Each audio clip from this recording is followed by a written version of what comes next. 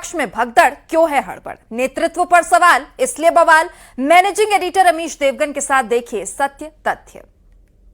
ना जाने देश के तमाम विपक्षी दलों को क्या हो गया है, जहां देखो वहां भगदड़ मची हुई है और जहां अभी भगदड़ नहीं है वहां एक पल में गठबंधन की कस्में खाई जा रही हैं तो दूसरे पल एक दूसरे के कपड़े फाड़ने में भी नहीं चूक हो रही है। समझाऊंगा आपको मैं। दिल्ली में क्या हुआ था, 2024 लोकसभा चुनाव में कांग्रेस और आम आदमी पार्टी ने मिलकर चुनाव लड़ा, एक दूसरे के बारे में खूब अच्छी अच्छी बातें कही, कस्में वादे कहे, लेकिन अगले ही साल यानी 2025 में विधानसभा चुनाव आते ही सुर बदल गए, हालात बदल गए, जज्बात बदल गए।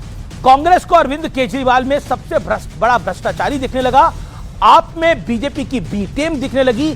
अरविंद केजरीवाल ने भी राहुल गांधी पर बीजेपी से साठगांठ का आरोप लगाया और यह कहा कि अभी तक राहुल जी जेल नहीं गए हैं। पब्लिक समझ गई और नतीजों में दोनों पार्टियों की बुरी दुर्गति हुई। कांग्रेस तो जीरो पे आई, आम आदमी पार्टी की भी लुटिया डूब ही गई। दोनों ने हार के बाद ठीकरा बीजेपी और चुनाव आयोग पर फोड़ दिया, अपने पे भी फोड़ा। 2026 आते आते अरविंद केजरीवाल की पार्टी के 7 सांसद पार्टी छोड़ गए।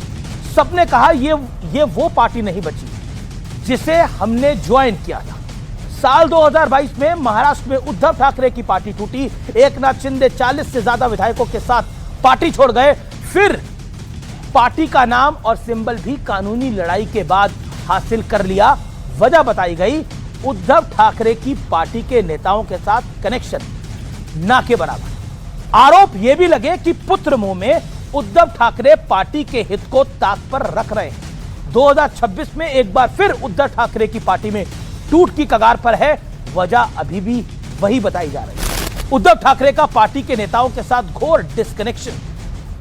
लेकिन एज एक्सपेक्टेड आरोपी भारतीय जनता पार्टी और एनडीए पे ही लगाए जा रहे हैं। बंगाल में दीदी हारी तो गजब ही हो गया, लगभग पूरी पार्टी ने पलायन कर लिया। 2 महीने पहले ममता बनर्जी आगे चलती थी तो पीछे उनके नेता, सांसद और विधायकों की फौज चलती थी। और अब जब सब ऐसे निकले जैसे पहले कभी वहां थे ही नहीं, सबने कहा दीदी से बहर नहीं, भतीजे तेरी खैर नहीं। लेकिन बंगाल में भी टूट का आरोप बीजेपी पर ही लगा। हालांकि बीजेपी में कोई नहीं गया, यानी विधायक तो नहीं गए, सांसदों ने भी अलग गुट बनाया। तमिलनाडु में क्या हुआ, डीएमके हारी तो कांग्रेस के साथ उनकी रिलेशनशिप का अंत हो गया।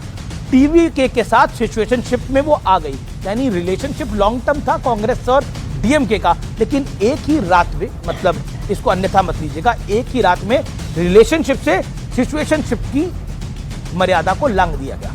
क्या ये सब तमिलनाडु या देश की जनता देख और समझ नहीं रही होगी? लेकिन कांग्रेस को अगर इस कथित धोखेबाजी का कभी खमियाजा हुआ तब क्या बीजेपी को ही दोष दिया जाएगा? झारखंड में क्या हुआ जी, वहां एनडीए के समर्थन से निर्दलीय उम्मीदवार की चुनाव जीत गए। वहां जेएमएम प्लस कांग्रेस के विधायकों ने जम के क्रॉस मीटिंग करी, भीतर घात हो गया और उम्मीद के मुताबिक आरोपी बीजेपी ही बन गई।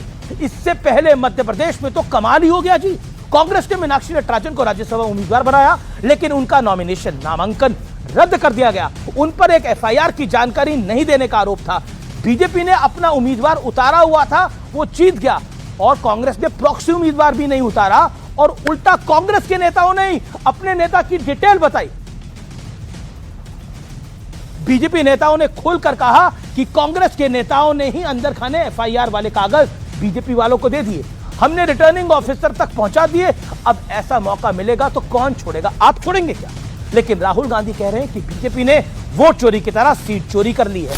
अब आप झारखंड की बात करिए, झारखंड में कांग्रेस के प्रभारी कह रहे हैं कि आरजेडी यानी इंडिया गठबंधन की पार्टी और जेएमएम, वो भी इंडिया गठबंधन की पार्टी, इन्होंने हमें बैक स्टैबिंग करी, हमारी पीठ में छुरा खोबा, हमें धोखा दिया और आरोप बीजेपी पे है। साथ ही आपके धोखा बीजेपी दे रही है। लेकिन कर्नाटक में तब ना वोट चोरी होती है ना सीट चोरी होती है जब बीजेपी के विधायक कांग्रेस के लिए क्रॉस वोटिंग कर लेते हैं। उसे अंतरात्मा की आवाज कहा जाता है। सीएम डीके शिव कुमार ने कहा विधायक बीजेपी में परेशान थे इसलिए कांग्रेस के लिए वोट कर गए। क्या गजब का लॉजिक है, मतलब गजब, इससे बड़ा गजब कुछ हो ही नहीं सकता। बहरहाल अब यूपी में चुनाव आ रहे हैं, लेकिन कांग्रेस और समाजवादी पार्टी में तनातनी साफ दिख रही है। कांग्रेस के यूपी के प्रभारी अविनाश पांडे ने कहा है कि कांग्रेस पूरी की पूरी 403 सीटों पर चुनाव लड़ेगी। कांग्रेस के सांसद और उत्तर प्रदेश में कांग्रेस के बड़े नेता इमरान मसूद ने भी इशारों में कह दिया कि हमारी 172 सीटों पर तैयारी चल रही है। खबरें चल रही हैं कि समाजवादी पार्टी कांग्रेस को 60 से नीचे सीटें देना चाहती है। नतीजा क्या होगा पता नहीं, किसे क्या मिलेगा पता नहीं, लेकिन जीते तो सब ठीक है, हारे तो बीजेपी वाला जवाब तो अब पूरा देश जानता ही है। टीम का कैप्टन कैसा है ये इस बात से पता चलता है कि टीम जब हार रही है तब उसका माइंडसेट कैसा है।